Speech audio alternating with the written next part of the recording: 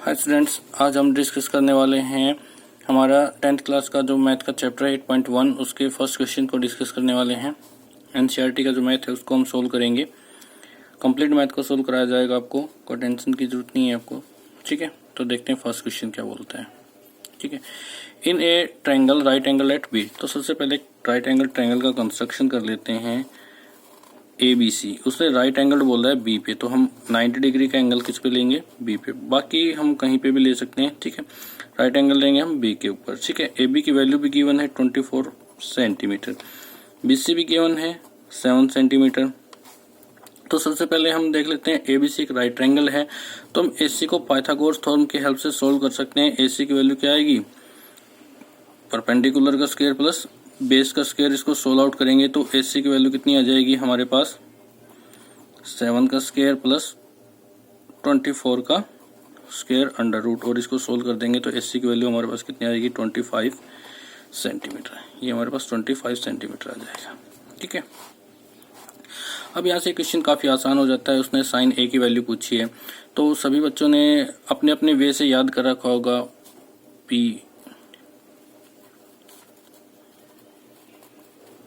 सभी ने अपने अपने डिफरेंट वे से याद कर रखा है। Perpendicular upon hypotenuse sine theta होता है। ठीक है, base upon hypotenuse cos theta होता है। Perpendicular upon base tan theta होता है। ठीक है, तो सबसे पहले उसने साइन A का वैल्यू पूछी है, तो साइन A हमारा यहाँ से बनेगा।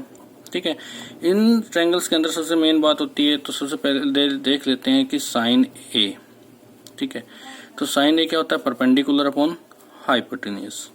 तो इनमें सबसे मेन जो बात होती है वो होती है कि परपेंडिकुलर कौन सा होता है और बेस कौन सा होता है। मोस्टली बच्चे यहीं पे कंफ्यूज होते हैं आके, तो मैं बता देता हूँ। जो एंगल आपको पूछा गया है और 90 डिग्री का एंगल, दोनों एंगल जिस साइड पे बने हुए होते हैं वो आपका बेस होता है। वो क्या होता है? आपका बेस होता है। और जो 90 डिग्री के साथ अदर जो साइड होगी वो आपकी कौन सी होती है? परपेंडिकुलर होती है। तो परपेंडिकुलर यहाँ पे कितना हो जाएगा? 7, और हाइपोटेनस यहाँ पे कितना होने वाला है? 25। तो साइन A की वैल्यू कितनी आ गई? 7/25।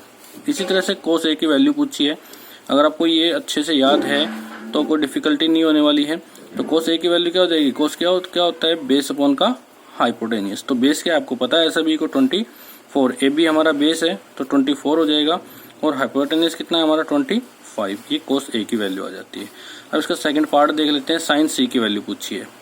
अब यहाँ से हमारा परपेंडिकुलर और बेस दोनों चेंज होने वाले हैं। परपेंडिकुलर और बेस दोनों चेंज होने वाले हैं। कैसे? क्योंकि उसने साइन C की वैल्यू पूछी है, तो साइन C हमारा ये वाला एंगल होने वाला है। तो अब ये 90 और C दोनों इस BC पे है, तो हमारा बेस कौन सा होगा अब की बार? BC। इस ट्रायंगल अब हमारा बेस जो होगा वो कौन सा होगा? बेस क्या होने वाला है हमारा? BC। ठीक है, बेस क्या होगा हमारा? BC होगा। तो साइन C क्या होता है? वही परपेंडिकुलर अपॉन हाइपोटेनियस। ठीक है, परपेंडिकुलर अपॉन हाइपोटेन्यूज होगा। तो परपेंडिकुलर अब के बार कौन सा हो जाएगा?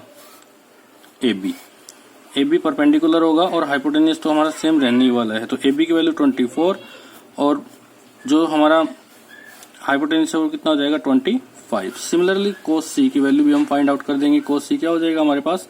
सेम हो जाएगा बेस अपॉन हाइपोटेन्यूज। तो बेस की वैल्यू कितनी है हमारे पास? 7। हाइपोटेन्यूज की कितनी है? 25। 7/25। और दूसरा क्या हो गया? साइन C की वैल्यू कितनी होगी? 25/25। ठीक है, perpendicular upon hypotenuse, base upon hypotenuse, इसके अंदर चेंज हो जाने वाले हैं। इसके अंदर जो हमारा बेस होगा वो कितना होगा? साइन C के अंदर जो बेस होगा परपेंडिकुलर होगा हमारा कौन सा होगा? ये वाला होगा। ठीक है, तो इस तरह से हम इसको सोल्व कर सकते हैं। नेक्स्ट क्वेश्चन देख लेते हैं। इसका सेकंड जो क्वेश्चन है वो क्या कहता है कि हमें गिवन फिगर है tan P cot R की वैल्यू निकालनी है। ठीक है, तो सबसे पहले हम QR की वैल्यू को फाइंड आउट कर लेते हैं पाइथागोरस थ्योरम की हेल्प से। 13 का स्क्वायर माइनस 12 का स्क्वायर, ये हमारे पास वैल्यू कितनी आ जाएगी? 5 सेंटीमीटर। ठीक है, अब ये वाला rule perpendicular upon hypotenuse, base upon hypotenuse, और दूसरा परपेंडिकुलर अपॉन बेस, इसको आपको बार बार तब तक लिखना है जब तक कि आपको याद ना हो जाए। ठीक है, तो यहां से देख लेते हैं हम। आपको tan P की वैल्यू को फाइंड आउट करना है। tan P की वैल्यू क्या होने वाली है आपके पास? क्या होता है? Base upon perpendicular, sorry perpendicular upon base. तो परपेंडिकुलर कौन सा है? उसने tan P की वैल्यू tan P बोला है, तो tan P कौन सा है हमारा? ये वाला। ठीक है, तो ये तो क्या हो जाएगा हमारा? बेस, और परपेंडिकुलर हमारा कौन सा होगा, क्यू आर। ठीक है, तो क्या होता है परपेंडिकुलर अपॉन बेस। तो परपेंडिकुलर कौन सा हमारा, क्यू आर, और बेस कौन सा हमारा 12। ठीक है, तो सिमिलरली इसी तरह से हम कोट आर की वैल्यू को फाइंड आउट करते हैं। कोट आर कौन से वाला, ये वाला एंगल बनने वाला है। तो इसमें हमारा क्या होगा, रिवर्स होता है बेस अपॉन परपेंडिकुलर। बेस क्या हो जाएगा हमारा आपके बाद क्यू आर, और परपेंडिकुलर क्या होगा पी क्यू। क्योंकि एंगल चेंज हो गया है तो बेस भी हमारा क्या हो जाएगा, चेंज हो जाएगा। यहां से क्या आ जाएगा 5/12। इसको पुट करते हैं tan p minus cot R के अंदर। ठीक है, tan p minus cot R के अंदर इसको अगर हम पुट करते हैं तो ये हमारी वैल्यू कितनी आ जाएगी, 5/12 माइनस 5/12 इजिकल टू 0। ठीक है, तो ये आपका सेकंड क्वेश्चन सोल्व हो गया। ठीक है, अब इसका थर्ड क्वेश्चन देख लेते हैं। थर्ड क्वेश्चन भी काफी आसान है। ठीक है, थर्ड क्वेश्चन भी काफी आसान है, कुछ भी डिफिकल्ट नहीं है थर्ड क्वेश्चन के अंदर। यहाँ पे साइन ए 3/4 दिया हुआ है, तो हम एक ट्रायंगल कंस्ट्रक्ट कर लेते हैं ABC। ठीक है, हम एंगल ए को छोड़ के बाकी किसी भी साइड पे राइट एंगल ट्रायंगल 90 डिग्री का एंगल बना सकते थे, क्योंकि साइन ए की वैल्यू 3/4 हमें गिवन है। तो हम ए पे 90 डिग्री का एंगल नहीं ले सकते थे। ठीक है, क्योंकि जो एंगल हम फाइंड आउट करते हैं वो 90 से अदर वाले फाइंड आउट करते हैं। तो ए को छोड़ के हम किसी भी जगह पे 90 का एंगल ले सकते थे, तो मैंने बी पे लिया है। ठीक है, तो आपको साइन ए की वैल्यू गिवन है। ठीक है, इसको सोल्व करते हैं, अभी देखते हैं कैसे। कोस ए और tan ए की वैल्यू फाइंड आउट करनी है आपको। साइन ए गिवन है 3/4। ठीक है, साइन ए की वैल्यू 3/4 हमारे पास क्या है, गिवन है। तो यहां से देखते हैं हम इसको, सबसे पहले मल्टीप्लाई यहां से देखते हैं 3/4। तो यहां पे क्या होता है, साइन ए हमारा क्या हो जाएगा, परपेंडिकुलर अपॉन हाइपोटेनियस। क्या होता है, परपेंडिकुलर अपॉन हाइपोटेनियस। ठीक है, परपेंडिकुलर अपॉन हाइपोटेनियस हो जाएगा 3/4।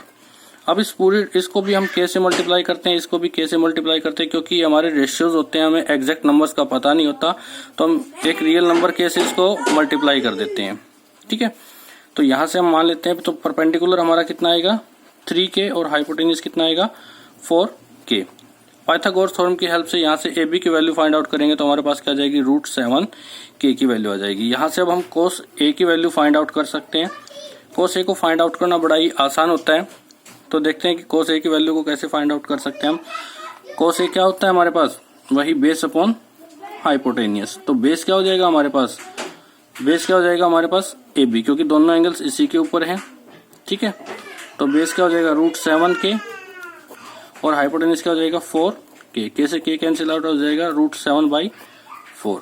सिमिलरली हम tan a की वैल्यू फाइंड आउट कर देते हैं। tan a क्या होता है हमारा, परपेंडिकुलर अपॉन बेस होता है। क्या होता है, परपेंडिकुलर अपॉन बेस।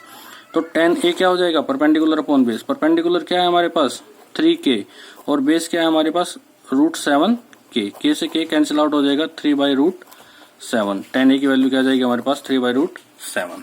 ठीक है, अब क्वेश्चन नंबर 4 को सोल्व कर लेते हैं। यहाँ से हम सिमिलरली जैसे थर्ड था वैसा ही हमारा क्या है 4 है। यहाँ पे एक राइट ट्रायंगल बना लेते हैं। ठीक है, एंगल ए को छोड़ के हम किसी को भी राइट 90 डिग्री ले सकते हैं, हमने बी को लिया है यहाँ पे। ठीक है, तो कोट ए की वैल्यू दी हुई है हमारे पास। कोट ए की वैल्यू कितनी दी हुई, कोट ए इजिकल टू 18 दिया हुआ है। यहाँ से हम कोट ए की वैल्यू को निकाल सकते हैं, क्या हो जाएगा 8/15 हो जाएगा। अब हमें पता है क्या होता है परपेंडिकुलर, पंडित बद्री प्रसाद हर हर बोले। तो कोट क्या होता है, tan का अपोजिट होता है। कोट ए की वैल्यू क्या हो जाएगी हमारे पास, बेस अपॉन परपेंडिकुलर। क्या हो जाएगा, base upon perpendicular equal to 8/15। तो बेस क्या है हमारे पास, इसको हम मल्टीप्लाई के कर देते हैं, मैंने बताया था क्यों किया है। ठीक है, बेस कौन से हो जाएगा, कोट ए की वैल्यू बोली गई है, तो ये हमारी जो साइड है ये हमारा क्या होगा, बेस होगा 8k। ठीक है, परपेंडिकुलर कितना हो जाएगा 15k। ठीक है, यहाँ से हम किसकी वैल्यू निकाल सकते हैं, एसी की वैल्यू निकाल सकते हैं। क्या हो जाएगी, एसी हमारा हाइपोटेनियस है। ठीक है, पाइथागोरस थ्योरम की हेल्प से इसको फाइंड आउट कर देते हैं। 18k का स्क्वायर प्लस 15k का स्क्वायर, इसको सोल्व कर लेते हैं हम। क्या हो जाएगा 64k स्क्वायर 225 के स्क्वायर ठीक है। इसको हम सोल्व करेंगे तो कितना आ जाएगा, एस की वैल्यू कितनी आ जाएगी 17 के। एस की वैल्यू हमारे पास कितनी आ जाएगी 17 के। यहाँ से हम साइन ए की वैल्यू को फाइंड आउट कर सकते हैं बड़ी इजीली। साइन ए की वैल्यू क्या होने वाली है, साइन क्या होता है हमारे पास perpendicular upon hypotenuse, perpendicular upon hypotenuse. तो परपेंडिकुलर कितना है हमारे पास 15 के और हाइपोटेनियस कितना है 17 के से के कैंसिल आउट हो जाएगा, 15/17 की आ जाएगी हमारे पास साइन ए की वैल्यू। उसके बाद सीकेंट ए की वैल्यू को देख लेते हैं क्या होता है। तो सीकेंट ए किसका अपोजिट होता है, कोस ए का। तो ये क्या हो जाएगा हमारे पास हाइपोटेनियस अपॉन बेस। कोस ए का अपोजिट क्या होता है साइन ए, सॉरी सीकेंट किसका अपोजिट होता है कोस का, ठीक है। तो हाइपोटेनियस अपॉन क्या हो जाएगा बेस। तो हाइपोटेनियस कितना है हमारे पास 17 के और बेस कितना है हमारे पास 8 के और सीकेंट ए की वैल्यू कितनी आ जाएगी 7/8।